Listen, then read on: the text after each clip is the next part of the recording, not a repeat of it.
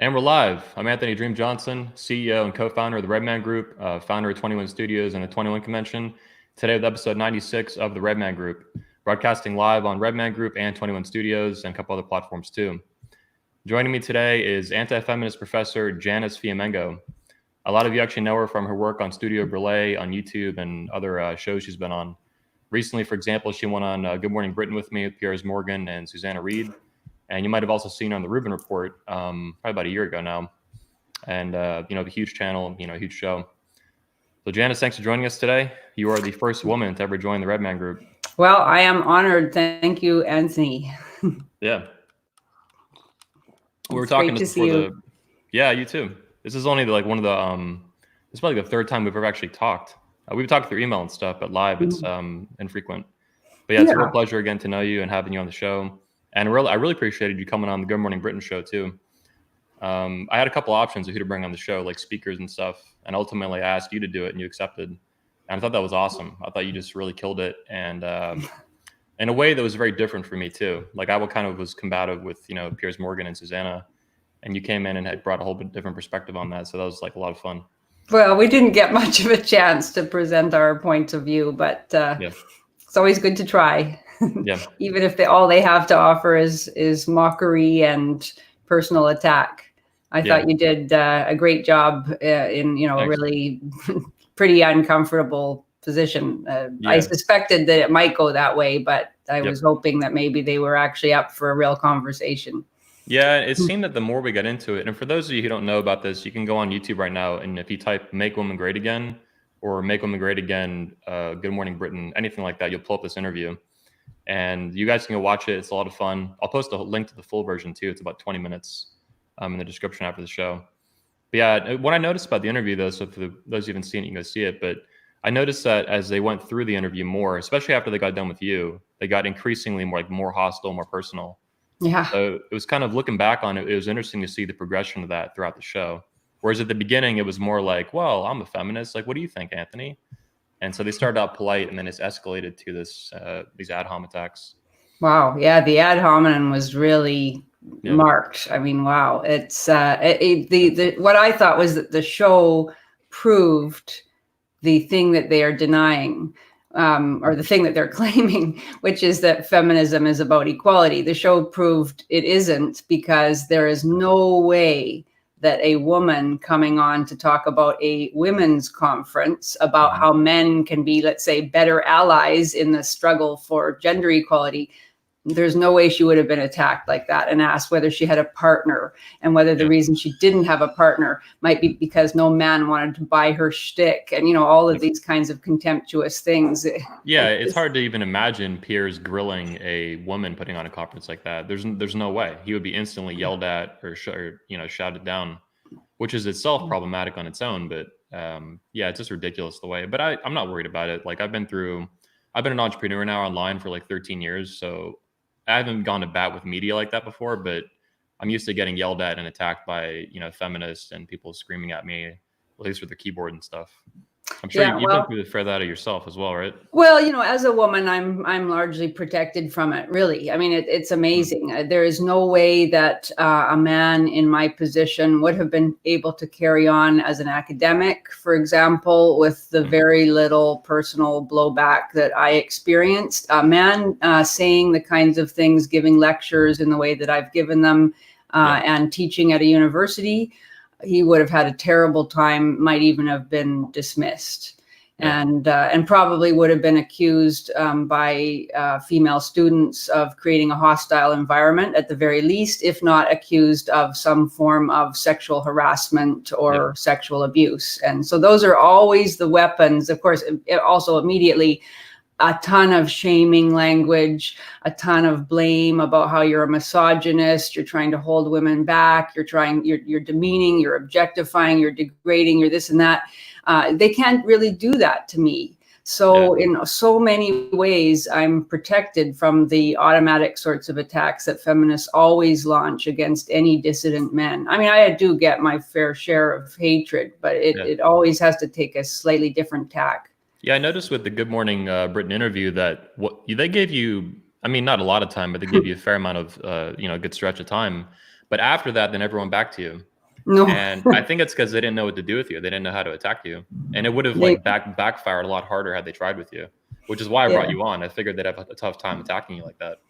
Yeah, they did. I'm sorry that I wasted the first part of my minutes talking about the suffrage movement. I don't think I managed to make a very good point. And for many people, I mean, that's ancient history. I should have said something much more direct about the feminist movement now and how it manifests in our current culture. I think that would have been more useful. I mean, I thought you did great. Like, I know you're hard on yourself about it, but I loved it. But I do get it. Like, we should talk about that. Like, feminists have done a really good job rewriting history. Exactly. It's revisionist. It's really ridiculous. And I didn't even know that until probably like maybe 2.5 years ago, at least to the extent that, they've kind of overwritten this stuff. So talk to me a little bit about I didn't know it either. And there's still all sorts of things about history that I don't know. And, it would take a lifetime to uncover all of the ways that our current moment misunderstands the past. The thing that drives me crazy is that even amongst, anti-feminists, male positive advocates, or even just non-feminists, we just all kind of accept that up until about 20 years ago, women were in a terrible position. They were essentially powerless. There were all sorts of social sanctions against them. There were all sorts of ways they were prevented from fulfilling their life possibilities, that men had a great time. Men were privileged. Men were, just marauding throughout the world, doing whatever they wanted. Yeah. Most people, and so in any discussion, even if it can be proved that, that the situation as it exists now massively favors women in all sorts of ways that aren't even good for women, which is an interesting subject in itself. But everybody just accepts that is only a very recent thing. And so you hear all the time, well, the pendulum has swung and it's swung too far. No, that's not the issue. Women have had specific social advantages and privileges for at least the last century and a half. Much of what feminists have described as misogyny and abuse was really men trying to protect women and to keep them out of certain dangerous occupations, or to prevent them from coming to harm in various different ways. And yes, that meant that in some ways women were not entirely free. They weren't as free and did not have as many life choices as they have now. Yeah, but like that one of the was things not misogyny. One of the things I discovered a couple of years ago researching early feminism is that a lot of women actually opposed women getting the right to vote because they thought they'd get drafted and they didn't want to go to war and get their head blown off or freeze to death or something. Yeah, well, those were the women that recognized female privilege and the forms that it took. Yeah. And this idea, that men were privileged because men were the ones who went to war. Men were the ones who were expendable. That is the truth of it. And there's a fellow named Jonathan Taylor who once said, who was the person who was most oppressed in 1915?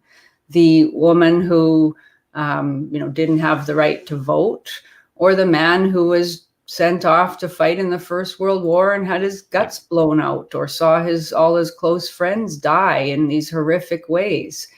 Of course, men at that time that were young had no right to vote, so they were being drafted with that. This was a huge issue back then, right?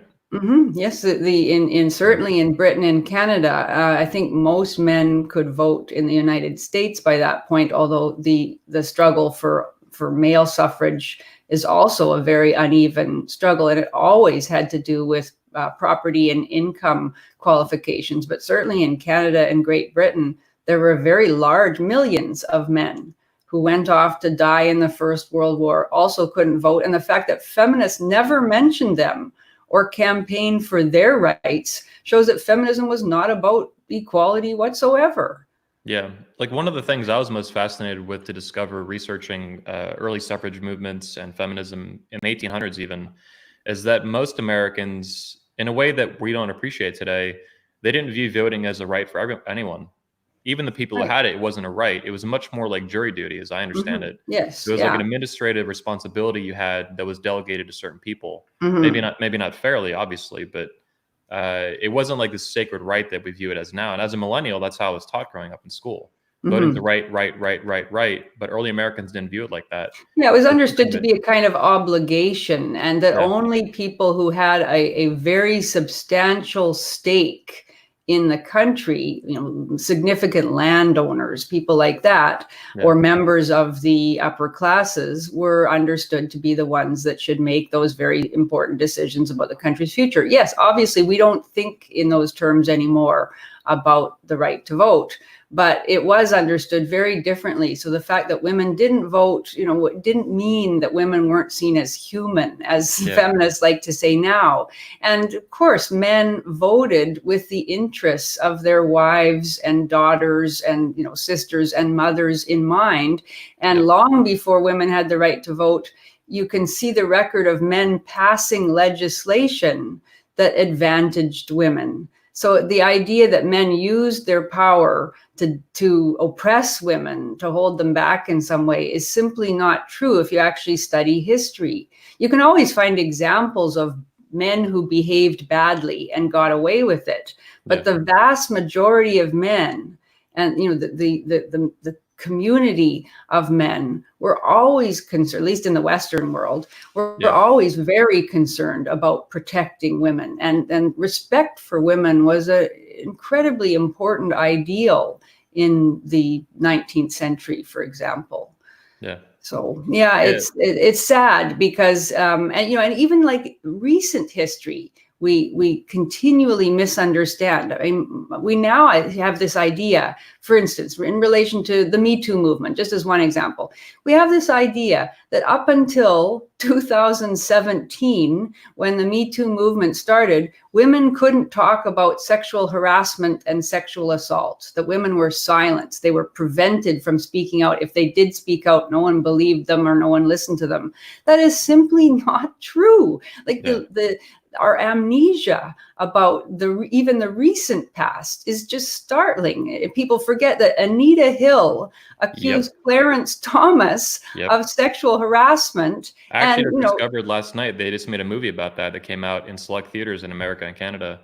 It's called Clarence Thomas in His Own Words, and a lot of it focuses on that issue, which I think would be one of the first modern day almost, or proto thing, Me Too allegations.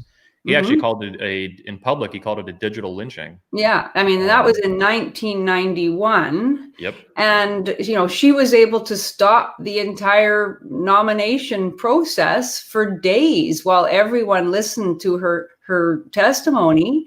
And, there were mass debates. There were buttons that feminist organizations produced saying, "I believe Anita Hill."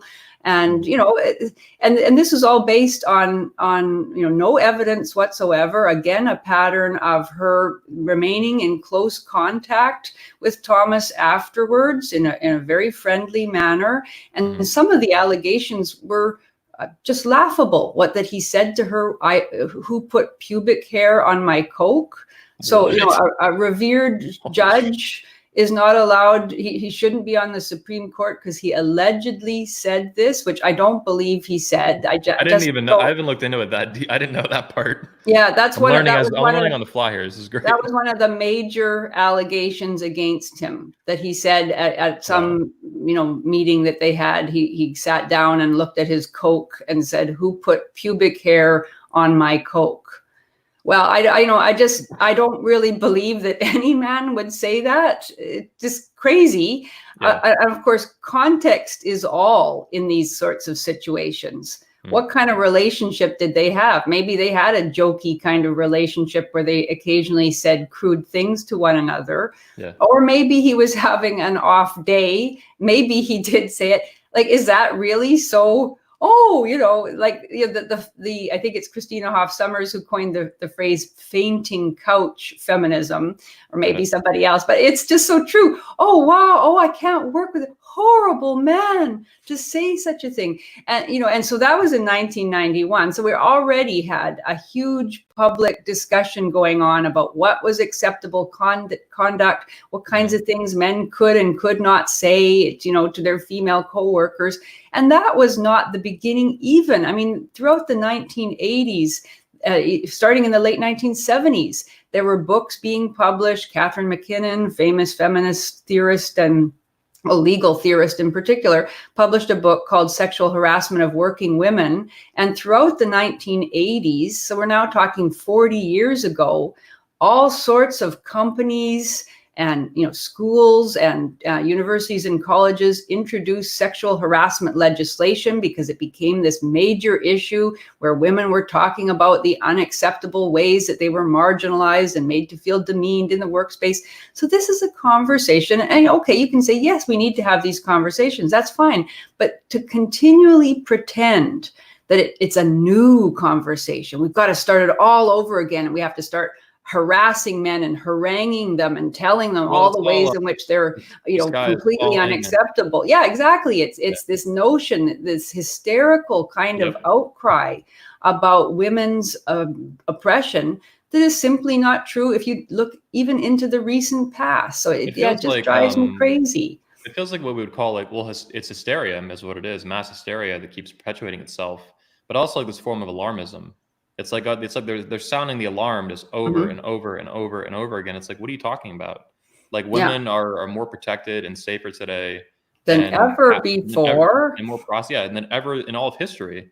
I actually put out a tweet probably a few months ago now, like maybe 2 months ago, and I said that women today in America, at least in the West, they have more rights and privileges than their entire maternal line of ancestors combined over the past couple 100,000 years. And people liked it, my fans. And then other people got really upset. But I think because it's true, it hits on the weather vane of truth for that. And that's why there's so much anger is driven by it too. Yeah, I can't quite understand the level of anger amongst women. Much of it quite sincere. For what? For having all of these various opportunities. And of course, this does raise the interesting issue that your convention touches on. And I know you mentioned in your promotional literature that women are less happy and have less life satisfaction now than before the feminist movement started, which is just fascinating. What can you say about a movement whose primary aim was to improve the lives of women, that it has so spectacularly failed? And I read a study that did a video on it not too long ago that tracked women's various surveys looking at women's happiness and life satisfaction. In the 1970s, women reported greater levels of happiness than men. In 1984, the levels crossed, and that's the heyday of the feminist movement. Interesting. And that's when they started declining, or that's when women's happiness started declining and men's happiness levels started rising. And now men, quite consistently report a greater sense of life satisfaction. Sort of ironically, in a way. I mean, to me, I wouldn't want to be a young man today because I think young men have a lousy time of it. They're constantly being berated for how terrible they are and all the things they have to do to make up for their centuries of male privilege and apologize for their so-called toxic masculinity. And there's all sorts of ways that the law is discriminated against men. Yet despite all that, men report feeling happier about their lives and better about themselves than women do. And so, it's really, really interesting, isn't it? It says something about the fact that and certainly women do have greater number of life choices. Economically, women are in better positions than they've ever been in before. Yet that isn't in and of itself making them feel good about themselves. Yeah. And you mentioned, being a young man today. And I can tell you right now that it feels like I'm supposed to apologize for the way I was born. Yeah. Mm-hmm. And that's really disturbing. And the fact that it's not just like this isolated thing, it's promoted, very widespread in culture. Sure is. And I've seen that my entire life, Yeah. And I've been fighting it to help men. But yeah, I mean, it's the thing I feel most passionately about. And it's the thing I know deepest in my heart that is totally wrong. And anytime people tell me about how the feminist movement, still has some good in it, or, it's still needed because there's these various, this is what I like about you, because you pull no punches and you're very fierce and you're consistent in your opposition to feminism. I mean, can you talk to me a little bit about that? Because that's different from someone like Christina Hoff Sommers. I think she's still trying to reform feminism and things like that. She talks a Yeah. lot about feminism from her youth. Like, why are Hmm. you're different in that position, in my understanding, than she is. Can you talk a little Yeah. bit about that? Yeah, I'm not sure why, but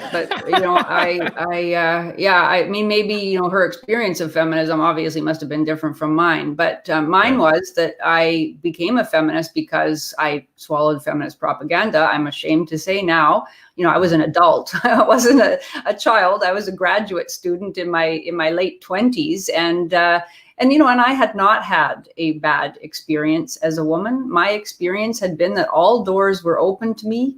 It was the ideal life, really. I felt I could do anything if I worked hard enough and if I was talented enough in that area. That's what I want for everyone, men and women. And but when I read feminist theory, I thought it must be true, because here it was in academia. Everybody was a feminist. Nobody doubted that the narrative about female marginalization and oppression was true.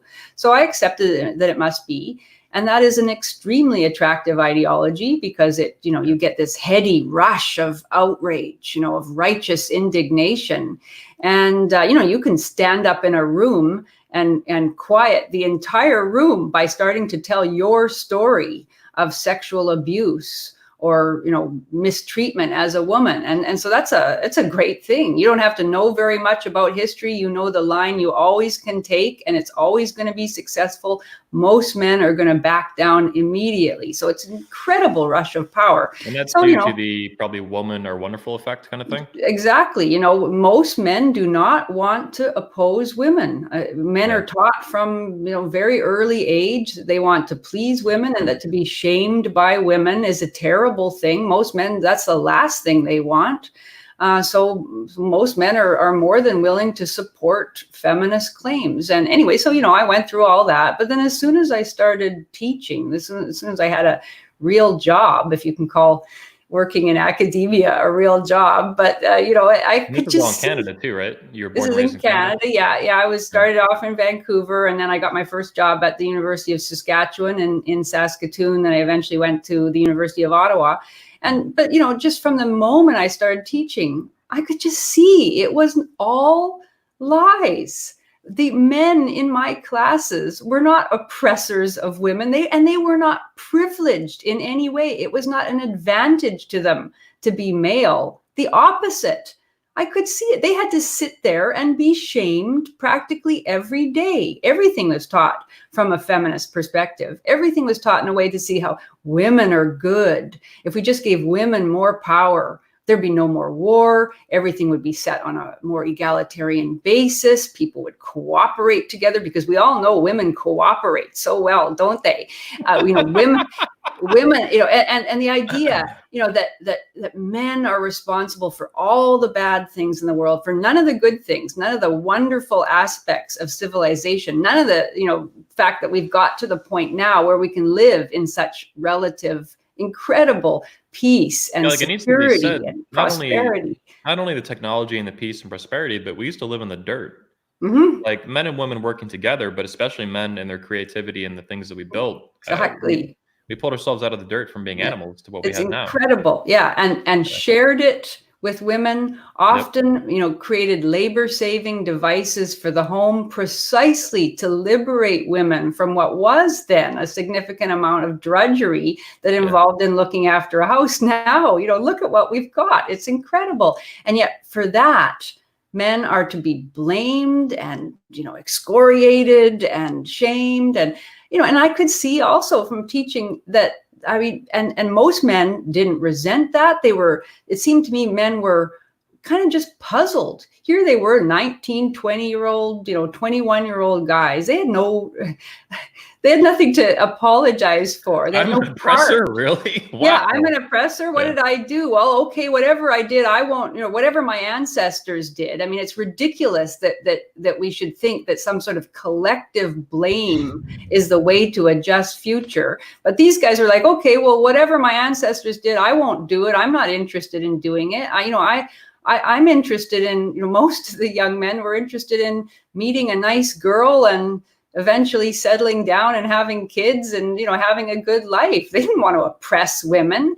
Right. And I could see according to that. feminist, nonsense theory, that is the oppression. That is oppression. I found a Yeah. quote yesterday, actually, it was a list of some of the most radical feminist quotes from very popular feminists, not like, the random Looney Tune on the street, but professors and historians.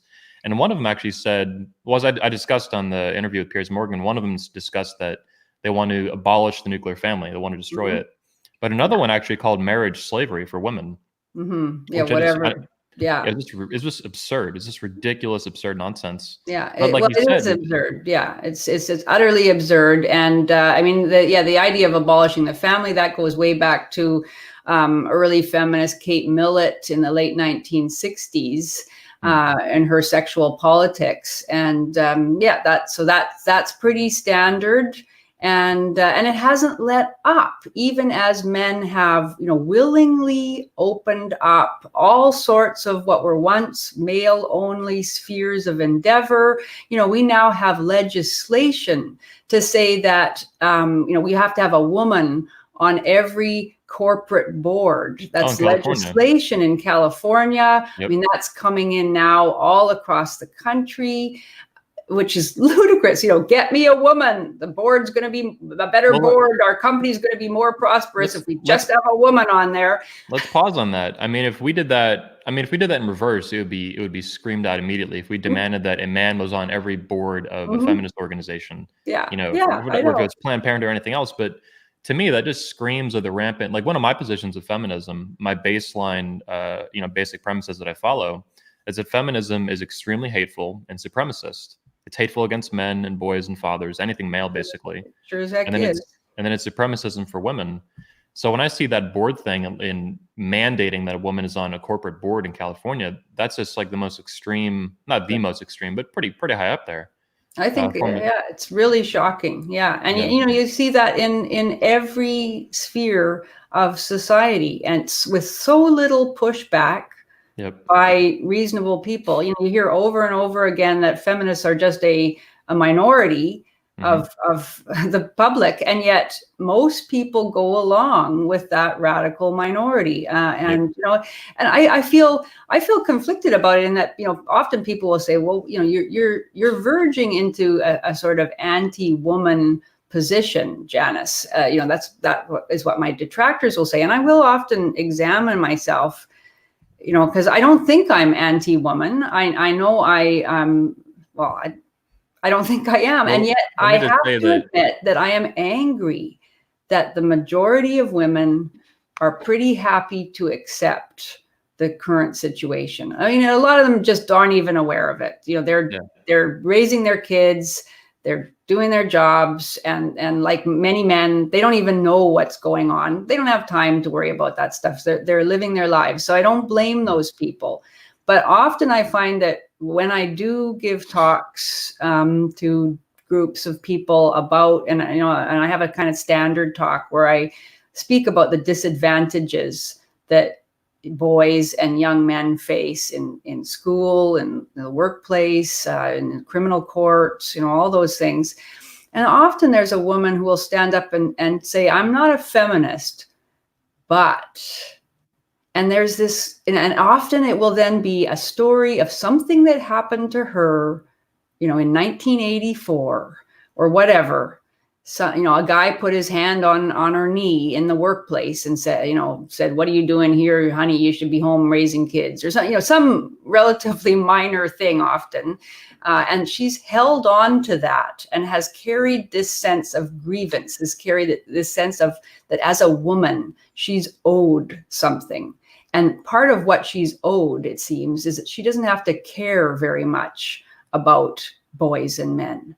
And I don't know what to say to that when I encounter that. It's like, don't tell me about what's happening now for boys and men. Let me tell you about myself and my sense of the anger that I've carried around. I find that that's relatively common, actually. And I find that really sad. And, guys in the men's movement talk about the empathy gap. And I do think that that's a real problem in our society that we should be highlighting and struggling against every day, that in general, men don't care that much for their fellow men. Men tend to be more concerned about women's issues. If a woman cries for help, 10 men will jump up and run to her assistance. If a man cries for help, a lot of people look away, and that includes women too. And that's the thing that is quite dispiriting about our present moment.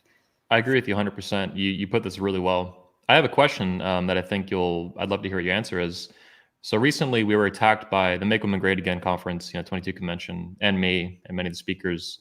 We were attacked by a big YouTuber, comedian, this young kid on YouTube, Curtis Connor. He had like 2 million followers and put a video out. And it looks like most of his audience of 2 million followers is like young women, like 18, 19, 20 years old, like pretty young from what I'm gathering. And they're all over our channel. They've been bashing all of our comments, disliking everything. I mean, it's done on my Instagram. They want me to die and all kinds of very nasty stuff. Yeah. But a lot of them, they were very shocked, and so was the comedian. He couldn't believe, he was in disbelief, I think genuinely, that I was so vehemently opposed to feminism. And he was going through the page and some of my videos and stuff. But obviously his fans were too. They were like, I can't believe that Anthony has compared, feminism to all these nasty movements. Rightly so. So what would you say to the 19-year-old girl today in America or Canada who, like you mentioned sincerely, she actually believes the feminist lie she's been fed? And as a result, whether she realizes it or not, she has animosity to men, and she's genuinely confused as to why, a millennial man like myself at 31 is fiercely opposed to feminism and is, trying to lead a fight against it culturally. So what would you say to young girls today that are, American or Canadian, for example, that believe that? Well, I guess I would say that she's been lied to. And she's been lied to in a way that is damaging, not only for the, possibilities of good feeling between men and women in general, but is actually damaging to her own mental health and and moral well-being, I think. Because I think what is happening, I mean, anyway, I'll go ahead with this. I really think that feminism ultimately damages women morally in the sense that it dries up their capacity for human feeling. It replaces ordinary empathy and compassion, as well as humility and loving kindness and sort of all the virtues. It replaces them with this sense of fake outrage and this conviction of moral superiority that isn't grounded in anything real at all. And so I think it actually does really fundamentally damage women deep in their humanity. It also, of course, prevents women from becoming fully adult and taking full responsibility for themselves and for their own actions, because feminism offers this get out of jail free card. Anything that you're dissatisfied with in your life as a woman, whether it's that you have a big bum that you're not happy with, or you don't have the job that you thought you deserved, or whatever, it can all be laid at the feet of evil men. You mentioned something here too that is really interesting. You mentioned not being an adult, and I don't know if you're aware of this. Maybe you probably are, but in recent years, at least that I've seen it, there's been the hashtag and this meme of adulting, and mostly it's women that promote this on Instagram and social media, and even real life. They'll kind of comment about this.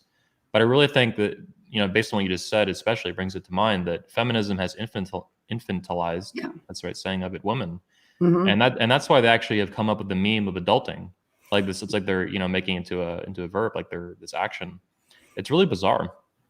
Yeah. Well, I don't even actually know about that meme. I'm not. Oh, yeah. I don't do much on social media really, but I mean, infantilizing is a nice way of putting it, actually, in a way, because we do not give infants the level of power that we have given women in our society, while at the same time denying them the agency to take responsibility for their lives. So we have given women the power to destroy men through false accusations. Particularly, that's it's a horrific problem. I have a great book for men. I'm losing soap there. I have a book that I don't know if you've heard of it. It's actually by a clinical psychologist, as I understand it, PsyD. and the book is by Angela. I don't know her last name, but Angela. And the book is called How to Destroy a Man. Let me see if How to Destroy a Man Now. And it's a whole book on how to. I mean, the title. Judge a book by its cover in this case. Well, it's that I love that book. I would recommend that everybody get a copy of that book. I'm 99.9, well, actually 100% convinced that is a satirical expose of the Me Too movement. A friend of mine actually figured out, or he thinks he figured out, who the actual author is. And it was clear that if this person is really the author, he couldn't possibly go public with his identity because he's involved in all sorts of charitable organizations. And that would be all threatened by the fact that he wrote this book, which shows exactly how, based on nothing at all, within about a 24 to 48 hour period, a savvy, communicator can destroy a man's life simply by spreading false allegations all across the internet. And it will be picked up by media. They will quote one another. The level of the number of stories related to the person will seem to multiply. The idea that, there couldn't be all of these accusations without some of it being based in truth is the response that people have. And within a very short time, that person, that man, couldn't possibly happen to a woman, that man will find himself in danger of losing his job and his entire reputation and everything he's built throughout his life. And that this can be done in a very short time on the basis of nothing other than stories spread throughout the internet. That, to me, sums up the ridiculous predicament that we've got to in North America with false accusations. It's a pretty terrifying thing. And I know many men who have done nothing wrong, have been charged with nothing criminal, and yet simply through women creating websites claiming that this man was an abuser, or circulating stories about how this particular man made them feel uncomfortable. That's the famous, the favored women's complaint because he's creepy in some way. And it's all subjective too. So you can't even fight it. How do you disprove something that they felt personally? You can't. Exactly. A man, as soon as the accusations start, and very few people will step forward to stand up for accused men. Usually everybody just steps right back, and they just hope it won't happen to them, and that guy's life is destroyed. I know of, there's a whole whisper network in academia where men are prevented from being interviewed for jobs or being given, fellowships because there's a whisper network about how this is a man that makes women feel uncomfortable. There's been an allegation made against this man. He's dangerous in some way. Any man that women want taken out of a particular work environment, that's all they have to do is say he makes them feel uncomfortable. He makes the workplace unsafe. And I think that's why the feminists, they've really been trying to come after the convention. They have been hounding us to find the venue, to call it, harass it, get them to cancel us. They've obviously been trying to get me banned from different platforms. But I think what's really frustrating for the opposition to the 22 convention, Make Women Great Again, and what I'm doing with it, and the speakers, is that I've been an entrepreneur my entire life since I was 17. So it's possible to get me deplatformed, and I hope that doesn't happen. We don't want that to happen.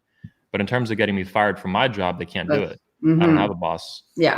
And I have no history of having a boss either. I've been an entrepreneur since I was a kid. I think it's very I'm fortunate to be in that position, and I'm really glad I'm putting it on. But I know that if I did have a job, I would have lost it immediately with something like this. Like you mentioned earlier, the shame that they're trying to, or that men don't want to oppose women.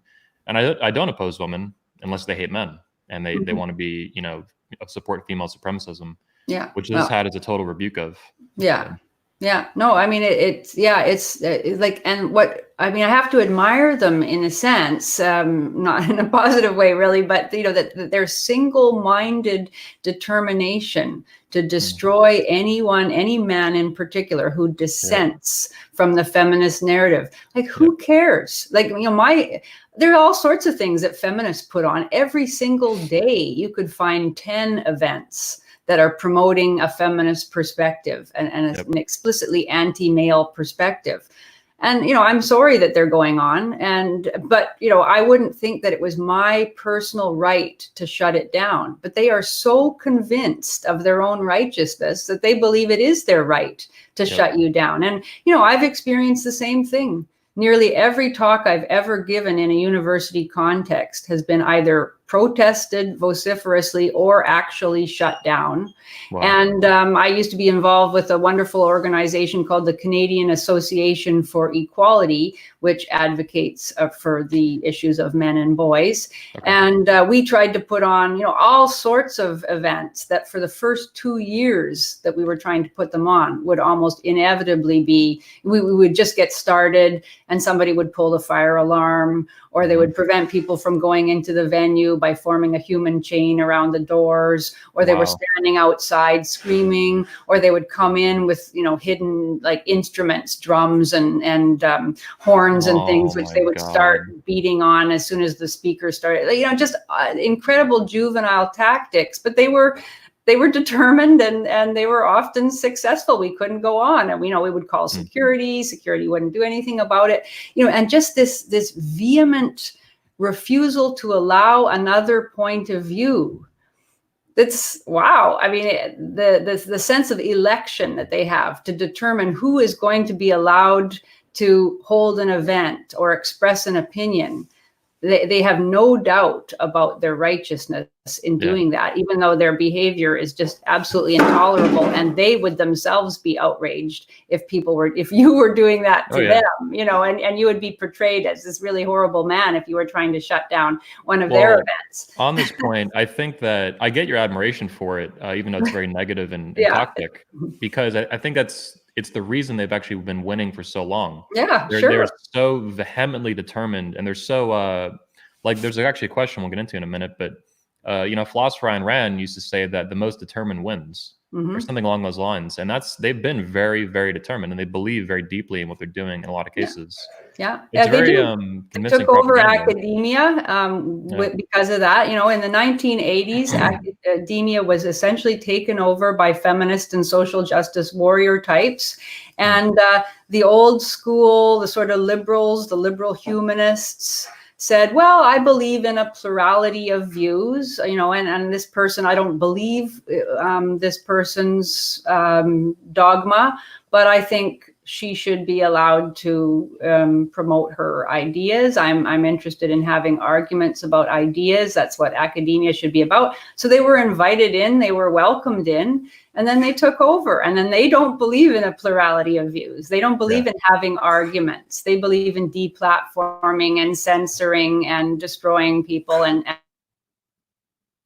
Uh-oh. Looks like we lost Janice. Oh, no. Well, boys, let me, I'm assuming I'm still online. I will check on the web, but everything looks fine on my end. So I'll check in with Janice in a minute by phone, see if we can get her back on. In the meantime, I'll pull up a super chat from Christopher Baker. Thank you for the $5 super chat. While we wait on the return of Janice, I'm actually checking my internet here too. Hey, hi, Anthony. Oh. I lost you there for a minute. Yep. Okay. I don't know if it was me or you, but we're back online. So that's good. Okay, good. All right. So anyway, well, the feminists shut me down, but so I think I was just ending up saying that, they don't believe in plurality. They don't believe in debate whatsoever. Yeah. And I want to get into actually politics and free speech in a minute, but we do have a super chat here. This guy donated $5. I wanted to get into it, and I had some thoughts on it too, and I'd like to get your thoughts on it. So Christopher Baker dropped $5 super chat. Thank you very much. He said Amber Heard, that was Johnny Depp's boyfriend or girlfriend, all that, girlfriend, famous actress. Yeah. Is a big, it looks like he meant to say a big fan of Ayn Rand. Yeah. Many women who like Rand are narcissistic, dishonest, and passive-aggressive. Any experience with them, Anthony? So he addressed it to me, so I'll hit this first, and then if you hop in on it, I appreciate that. So I am actually a huge fan of Ayn Rand. She's my favorite novelist and philosopher. Awesome. And there are some modern women and feminists who like Rand, but I think they actually, well, first of all, Ayn Rand hated feminism. She was very open about this. She went on, was it Phil Donahue in the 1960s or 70s talking about this? She had written about feminism. She thought it was a completely nonsensical movement. They were basically moochers, as she called them, and they were looking for government just like we see today, more extremely, government privileges and benefits, including at the expense of men. And she saw their hatred of men and their hatred of entrepreneurs and things like that. Yeah. Mm-hmm. So the young girls today who say they like Rand, they probably don't. They probably are attracted to some of the strong personality types that she wrote about. That I've seen, but that is not, first of all, her philosophy of objectivism, and second of all, she would scold them if she was alive today at how disgusting they behave towards men and fathers and entrepreneurs and businessmen. So I don't agree with I appreciate the question, but I don't agree with the premise of it. Amber Heard, beating up her boyfriend and then lying about it and all this stuff about her husband. Yeah. I mean, this is this is so out of line with objectivism. Ayn Rand's life work, basically her philosophy. I mean, it's just ridiculous. So Ayn Rand today would hate feminism with a passion even more. Yeah. And, any woman who would be claiming to like her and then do this kind of stuff or promote feminism, she would want nothing to do with it. From any perspective you want to discuss, culturally, socially, politically, philosophically. So that's my take on it. I agree. Absolutely. I mean, she hated collectivist ideologies. She saw them as the ruination of any kind of productive free society. And so Amber Heard's promotion of, herself as an advocate for victims of domestic violence while herself being violent and not even being able to recognize her own violence, it seems, would strike Rand as just utterly ridiculous and contemptible. So, yeah, I agree. Yeah, and that's interesting. I didn't know that there was a subset of feminist women interested in Rand. That's very interesting. Yeah, they like I think Dagny Taggart, from Atlas Shrugged, things like that. A lot of them, I think, are not even that familiar with Ayn Rand. They just see her as some figure that they want to latch onto for some reason. And there's no way you can do a thorough reading of objectivism and then come out a feminist. There's a few that do, and it's bizarre. Like they're just dumb. You have to completely misunderstand her work to get to that conclusion. And yeah, feminism is collectivism in a nutshell. For women and sexism and stuff. With men as the slaves of women, doing the hard work, but not in any of the positions of power. Yep. Yeah, in the manosphere, in our wing of the manosphere, so to speak, we call it that we say that feminists want men to have all the responsibility and none of the authority. Basically, they're cultural, social slaves, and it's horrible. Yeah. I have some other questions I want to get into here, though. Before we get into, we have actually more chat ones too we could get into, but these are some of my own. So let me see where you answered some of these. How do you think feminism has affected dating today for young people? Just from your perspective, or from what your thoughts on that are. Yeah, well, I mean, I can only guess, really. I mean, this isn't my sphere of expertise by any means. Sure. But I can imagine that. I mean, I think it fundamentally misinforms both young women and young men about the relation between the sexes. And so it sets women up to be suspicious of men and to be very willing, I think, to misinterpret their whatever experiences they have as some form of abuse. And it must make men feel extremely vulnerable to false accusations and to be very, very unsure. And I think that's part of what feminism is designed to do, to make men feel unsure about whether anything that they do with a woman is acceptable or not. Since one of the points that feminism makes is that everything can be interpreted as some kind of violence, even language, of course, but any action of a man, even looking at a woman, can be in a certain way, can be interpreted as sexual violence.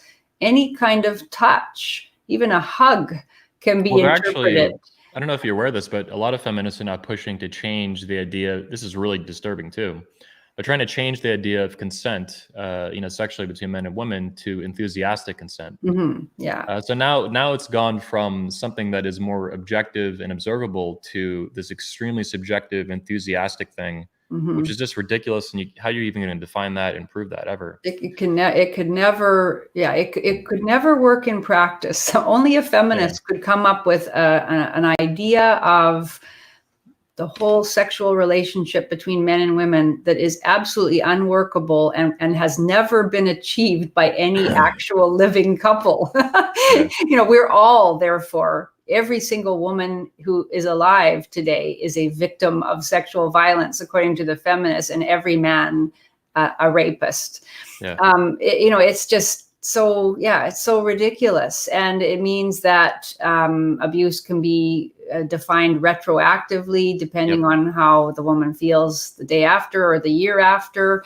I don't know if you've been following the Harvey Weinstein trial, but the expert forensic psychiatrist who's been brought on to explain rape myths to the jury is basically recycling feminist cliches about how no matter what a woman says or does to a man, with a man,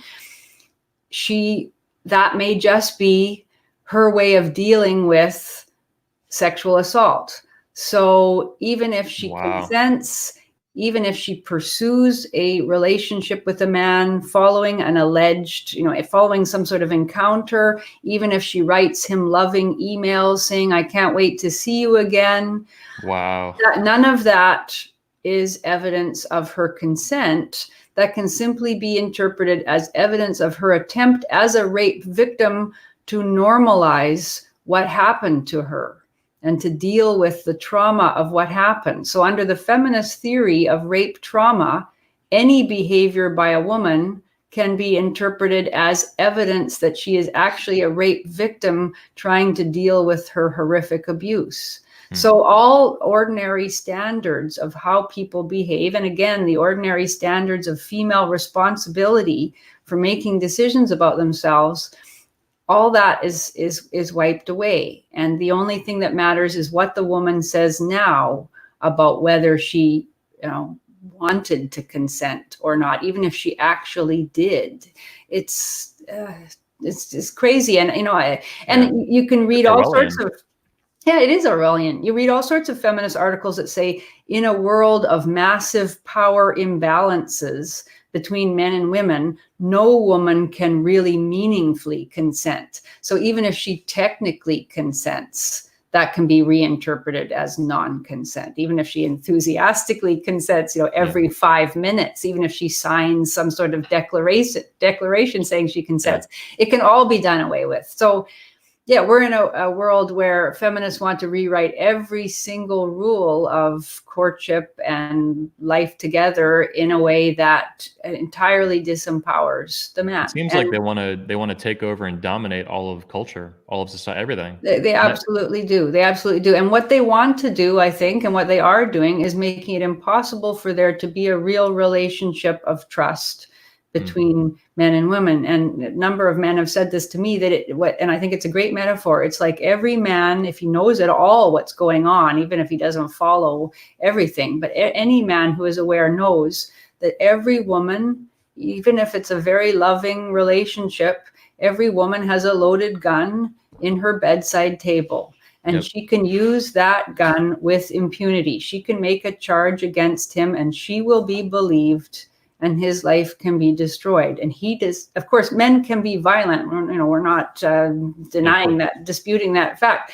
But a man cannot do that to a woman with impunity. She can do it and have all the organizations of society behind her, exactly as Amber Heard did to Johnny Depp. And he lost all sorts of movie roles. He was disgraced. He was hated. Nobody or very few people stood up for him and said, hold on, let's wait and see the evidence for her claims. And it's unlikely she'll face any serious repercussions for this. Possible, but very unlikely. Very unlikely, because we simply, we, like, as you said before, the women are wonderful effect. We cannot really believe in women's capacity for evil or just, for misconduct of various sorts. We can't believe that women can lie. We can't believe that women can be manipulative and can abuse power.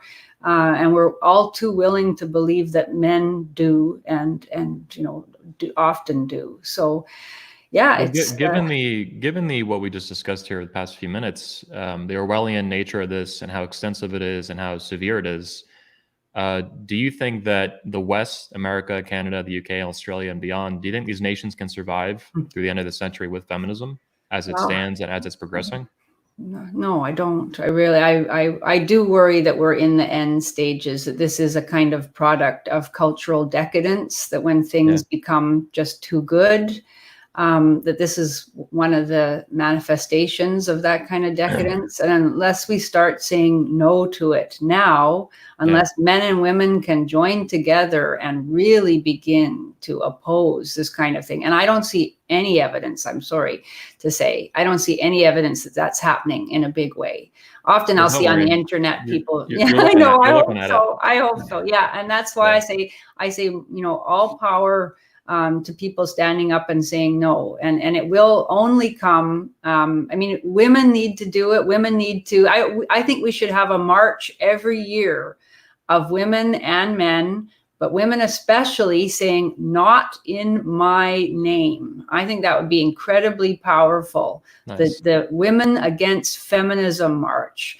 Because if women do really care for their brothers and their, husbands, partners, dads, uncles, sons, nephews, they have to start realizing that this is going to destroy everything. It can't go on. I mean, I'm surprised actually that it has gone on, and that most men, even men who are really clued in and are disgusted with feminism, are still sort of generally willing to put their hard work into, building businesses and, creating medical technology and doing all the things that men do, and still, saving the women. When the gunman walks into the nightclub, the guys still pile onto their girlfriends and their friends out of that sort of selfless, heroic desire to protect women. And they're still willing to, in general, live in a society that tells them every day that they're second-class citizens and that they can be destroyed, and nobody will stand up for them if a false accusation is made.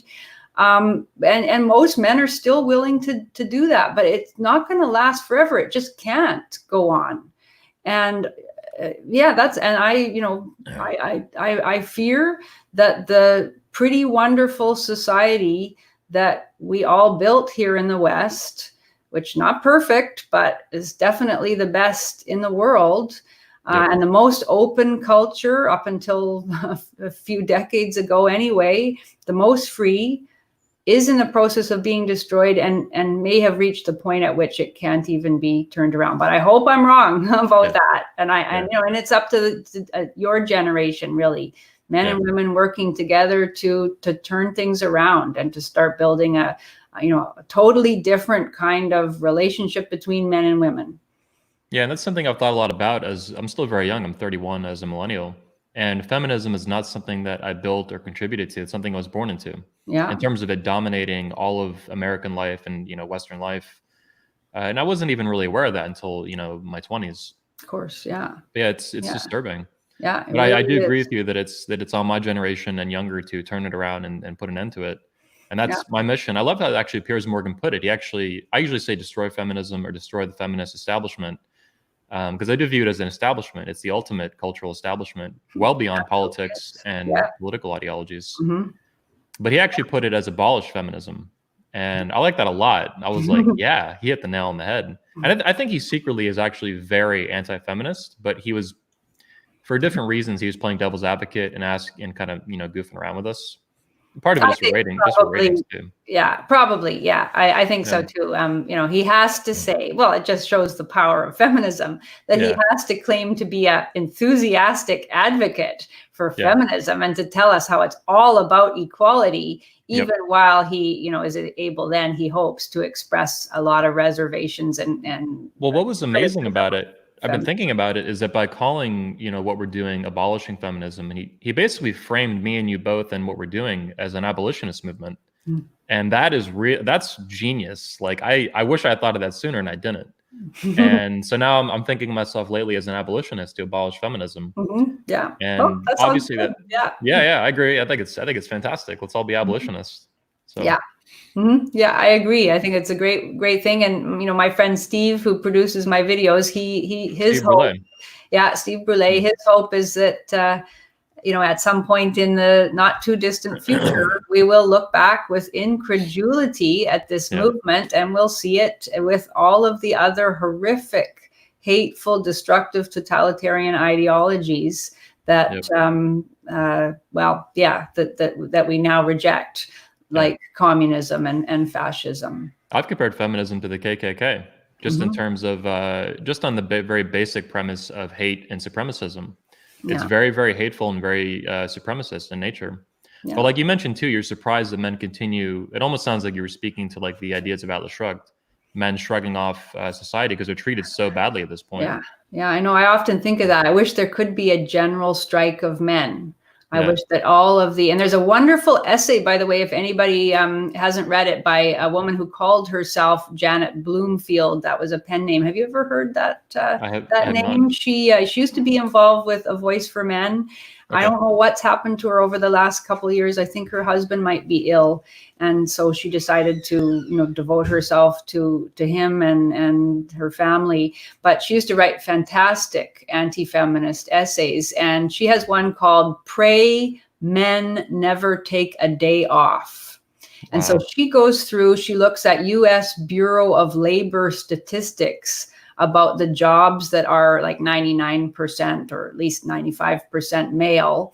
And, Like garbage men, men and things like that. everything, the entire electrical grid, just everything, all of the Wow. underpinnings of, a functioning society are male dominated. It is men doing all those jobs. And so she actually imagines a day in which there is a kind of general strike of men, and how everything would stop within a few hours, and what that would mean for the attempt to continue with our ordinary lives. And it would be impossible. And, I really wish, unfortunately, I don't think it's very likely, because I think men's sense of duty is so strong. Their dedication to work, their pride in doing their work. Men wouldn't want to shut down their cities and to cause all the havoc. But at a base level too, there's no organized movement to push men to hate women. No, of course not. Men it would love never women. work. Men in general love women. Yeah. And men in general take pride in their roles as creators and protectors and providers. And so, I can't imagine. It wouldn't work. It wouldn't fly. Yeah. There could never be such a movement, which right away, again, shows the fundamental lie of feminism. But somehow it seems that there is something in women that can be galvanized to weaponized. To hate men, unfortunately, or at least to go along with the idea that women are owed something. Well, I would say that feminists they've been very, not just successful, with some exceptions like the election of Donald Trump. I think the feminists really lost on that one. And I was very happy to see that. Yeah, they weren't successful in demonizing him and rallying opposition to him. A lot of women voted for Trump. Yep. But feminists are they're very clever, and they're very sneaky about it. They've gone about things, just like you mentioned with academia, them infiltrating that through this plurality of opinions and things like that. And when they are the ones who are actually very fiercely opposed to, honest debate and reasoned debate and things like that, different viewpoints. Like all totalitarians, they never believe in actually debating once they're in any kind of position of power. If I had to guess, what's coming to mind, especially from an Ayn Rand perspective, is that feminism is the most aggressive and dominant form of collectivism we've seen, because it's gender-based. It's not racial-based. It's not national-based. Nothing like that. Not even so much ideology. It's based on the promotion, the hatred of half of the human race, and the supremacism for the other half of the human race. Yeah. And that's why I've called feminism the ultimate hate and supremacist movement, because the scale of it is so massive. Yeah, it's affecting billions of people in ways that not everyone's aware of. Much more so than any religious ideology, political ideology, anything like that. I mean, communism is, horrifying in that it killed, hundreds of millions of people. But look at an issue like abortion. Just in America, feminists have taken ownership of abortion. And if you look at that honestly, and many pro-lifers would say that, is that feminists have killed 45 million American babies. Yeah. Many of them call it a genocide or infanticide, I guess you'd call it in that case. Yeah.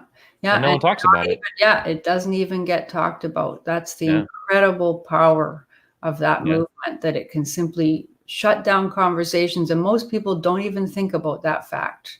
Yeah. The number of babies dead. And it's it is, and it's the probably the only movement in which those who are designated as the enemy and who are having their rights taken away from them, sometimes to an almost, as you said, Orwellian kind of degree, are also sometimes those who can be recruited to fully support the movement. So few men can see and are willing to object to what it is doing to men. Yeah. I've been attacked almost by as many men as I have women in promoting Make Women Great Again. Often. Yeah. I mean, I actually find that some of my most vicious critics who say the snidest, most horrible things are men. It's quite something. Yeah. They've been roped into it. We call them Vichy males, like the Vichy French. Yeah. Mm-hmm. Yeah. The Vichy males. Yeah. Yeah.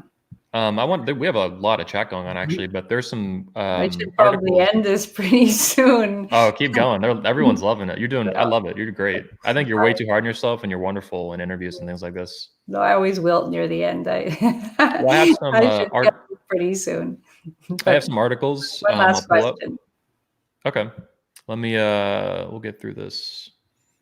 Well, here's what I wanted to get. So recently, this is Forbes.com. I think everybody can see this, right? Wrong one. Pretty small for me, but yeah, hang on a sec. That's the wrong one. That's the I'll pull this. I could see Susanna Walters. Why can't we hate men? Yeah. 1 second. I'll pull up the correct one here. Yeah. So this is Forbes. Mm-hmm. So obviously we have Nancy Pelosi here. Get through this stupid ad. So Forbes.com, everyone, most people saw this at this point. State of the Union speech, Speaker of the House, Nancy Pelosi, tears up the actual speech itself after it was given. And there's other evidence too. She actually pre-tore it. There's like film of it, her doing that and stuff. Yeah, I saw that. Yeah. And you tweeted about this and you called it very petulant, I think juvenile. I agree with that 100%. I was astounded. Not only the tearing up, but her behavior throughout the speech. She could barely contain herself, and she often did not contain her fury, her rage, her contempt for him. Her mouth was working away all of the time. She was speaking to an imaginary friend at one point. She smiled, she shook her head. She couldn't control her body throughout that speech. And it did seem to me it was and that isn't that interesting? The response could be seen as sexist. So in other words, people pointing out that her behavior was utterly inappropriate, that's sexist, pointing out that it's typical female behavior that barely contained or not contained rage. And that is the worrisome thing, is the way in which excess anger are now being seen as forms of feminist empowerment. They're acceptable. They're supposed to denote some kind of authenticity, but they're the end of politics. Politics is supposed to be about the art of the possible. It's supposed to be about reasoned debate, not about excess emotion. And so, that was a typically female kind of behavior. I cannot imagine a senior male politician behaving in that way and being able to get away with it. So it is not sexist to call her out for it. That's what I wanted to ask here, is specifically that there's a few issues like this. This is the most recent one that's, I think, very obvious. So this article happens to be posing it in a sexist gender issue, but most cases, I think people didn't do that. They don't see that. In this case, it's ridiculous how she's pinning the responses. But like, for example, when Kathy Griffin chopped off Donald Trump's head, or a replica of it, most people, I think, interpreted that as a political issue. Obviously he's a controversial president, Democrat, Republican, left, right, all this stuff. And I think most people outside of our community, outside of the manosphere, they didn't view it as a gendered feminist issue, and they should have. And I think in this case too, like you're saying, her behavior is ridiculous. So my question is, how does feminism relate to allowing Nancy Pelosi to get away with behavior like this? where no man could do that. If if Mike Pence did that, if he was in her position, he would be screamed at. Yeah, and he wouldn't do it. That's the thing. Like, he wouldn't, because it would look ridiculous, and rightly so. And people would be embarrassed to see a male politician act in that way. They'd be embarrassed for him. He would lose all of his authority. So that's the thing about feminism and gynocentrism in general, is that it enables women to get away with this kind of behavior, because women admire women who do that, and many men excuse women who do that. And then if there's any blowback at all, then the woman claims that she's been victimized by sexism.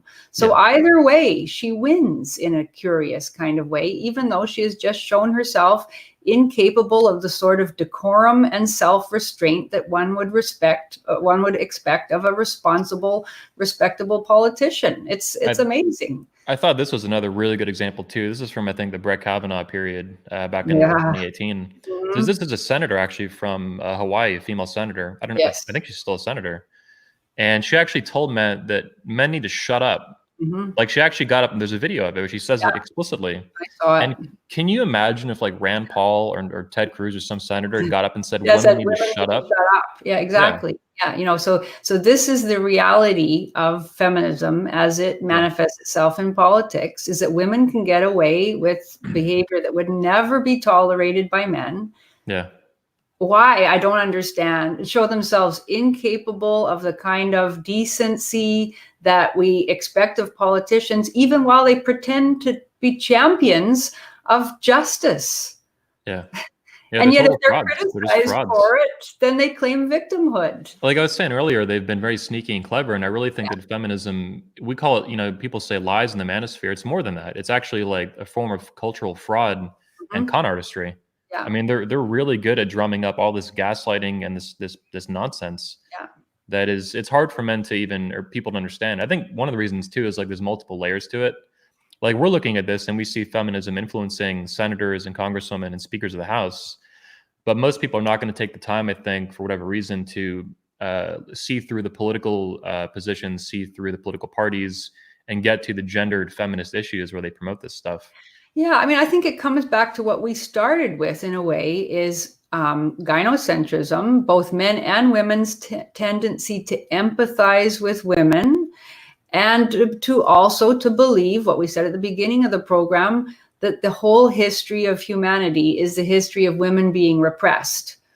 So therefore, when they see a woman saying to men, shut up, they don't see that as completely unacceptable sexist behavior, that they see that as some sort of empowerment. Well, that's because women have been kept down for all of these years, and she's just reacting against that, and we need to support her in that. Yeah, but they're rationalizing hatred and sexism. Yeah, it's nuts. Yeah. So both on the rational level and on that deeper level, that level of men's liking for women and women's tendency, in group preference, bias towards women, all of that comes into play, and it gives women an advantage in these kinds of situations, even while they get to claim disadvantage. I thought this was a really fun one too. You had mentioned, I think, before we went on the Piers Morgan interview, the article in the Washington Post, I think it was, "Why Can't We Hate Men?" This one actually in the Atlantic one-ups it, because she's responding to that article. What one professor's case for hating men missed. So she actually takes it to the next level. But the Atlantic article, or the Washington Post article in general, I was looking at the other day, and it's just, very simply, why can't we hate men? And it's like, the answer is because that's rampant sexism. It's because you hate someone for the way they were born. Like, hello. Yeah, because it's the most disgusting position one could ever find. And she goes through, this is a professor. I mean, if this were just a whack job on the street, well, perhaps one could simply dismiss it. This is a professor of sociology at Northeastern College. And the article is so simplistic. I'm not this one. I can't remember this one actually now with the response, but I'm talking about the Susanna Walters one in as you say, in the Washington Post. It's so badly written. Every single sentence in it can be shown to be simply untrue and inaccurate. And yet that's what supposedly one of the brightest minds in academia has to offer in justification of feminist ideology. Oh, I can't pull it up, but yeah. And and she was never, imagine a man writing something, why can't we hate women? Because they're horrible people. He'd be dismissed immediately from his position, and rightly so. But, she wasn't. And in fact, she went on to write an article about all the hate mail that she received. And oh, poor me. Here's one of the final questions I have. I've considered myself and declared myself president of the manosphere, to much controversy, whatever. But what do you think would happen? This is Kathy Griffin, obviously, with chopping Donald Trump's head off, a replica of it, and covering it in blood. And she has this very, I was looking at her face in this. It's very, you're going to see just the face in here is just so ugly and so nasty. Malicious glee. Yeah. So what do you think would happen if I put my hat on and chopped off a replica of Michelle Obama's head and covered it in blood and took photos of it? Just for the people watching, like, what do you think would happen to me? It would be the end of your career as president of the manosphere, that's for sure. Yeah, I mean, the double standards are unavoidable, and unfortunately, it's the reason why men who advocate for men and against feminism have to be pretty careful about the kinds of things that they say, because a couple jests or comments made will live on forever and be forever used against you, and you won't be given the benefit of the doubt, no matter how often you protest that actually you love women and you want to create a future where men and women work together to build a wonderful society and raise children and flourish. People won't believe you. So it's a pretty crazy thing, but I wish you all the best with your conference. I hope it's wonderful.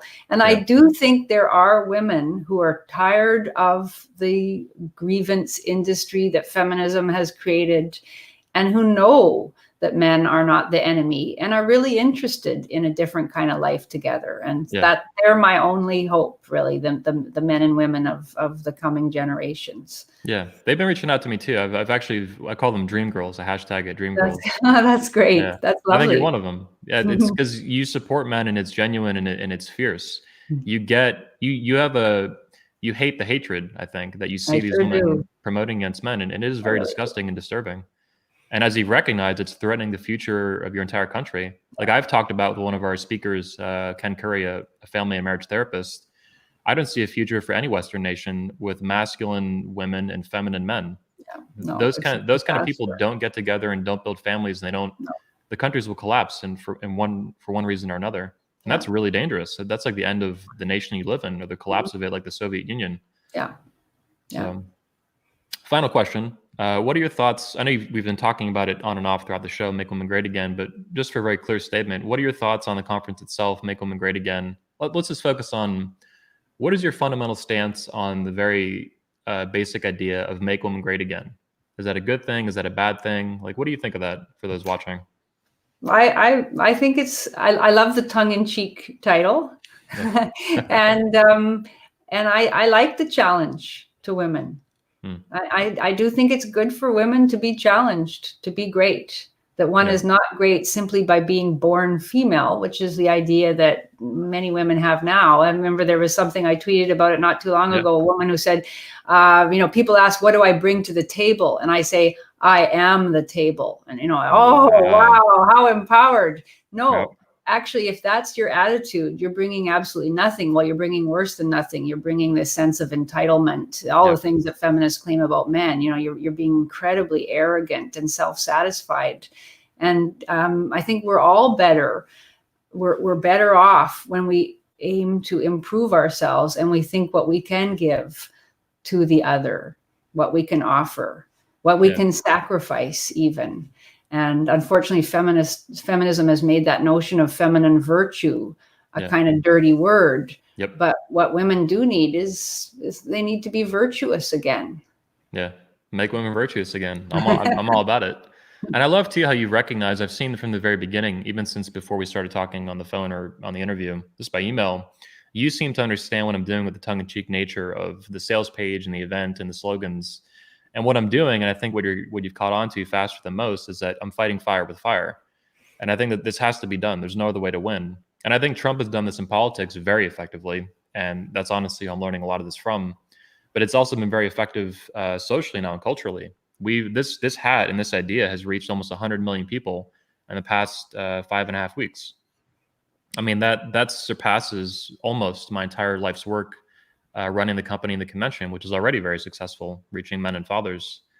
So I know I can imagine your perspective in Canada and your age that it's distressing to see. It is for me too at 31, but I do think that my generation can turn things around, and Gen Z as well can be brought into that.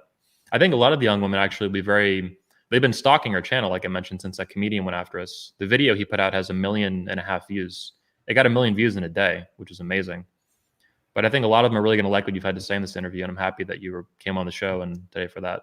They really need to see, mansplaining, I say women love, and they need to learn from men, but they also need to learn from women too. And I think you're the woman-splainer in chief. I don't know about that, but even if they don't like what I have to say, I hope they'll they don't have to come as far as I've come, but I hope they will seriously re-examine some of the lies of feminism and chart a different course for themselves. That's my wish. The younger the better. I think the sooner they figure out how they've been manipulated and lied to, the better life they're going to have, the happier they're going to be, and the better future they're going to have. Yeah. Okay. Well, thanks, Anthony. That was a great talk. Thanks for having me on your show. Yeah. Hope to have you on in the future. And guys, thanks for tuning in today, episode 96 of the Redman Group. Thanks for the super chats and the comments, tuning in live. To help the show, well, first of all, I'll put a link to Janice's Twitter and things like that in the description. So check out, follow her on Twitter. Also, if you want to help the video and help the show and help me and Janice here for the show, hit the like button, hit the comments, leave a comment, and then share it. Twitter, Facebook, wherever you can. It's going to help raise awareness for these issues and spread the message and spread the show. With that said, thanks, Janice. I really appreciate your time. And also your support again on the interview with Piers Morgan. That was a big deal. I appreciate that. Thanks a lot. All right, I'm going to hit the end broadcast.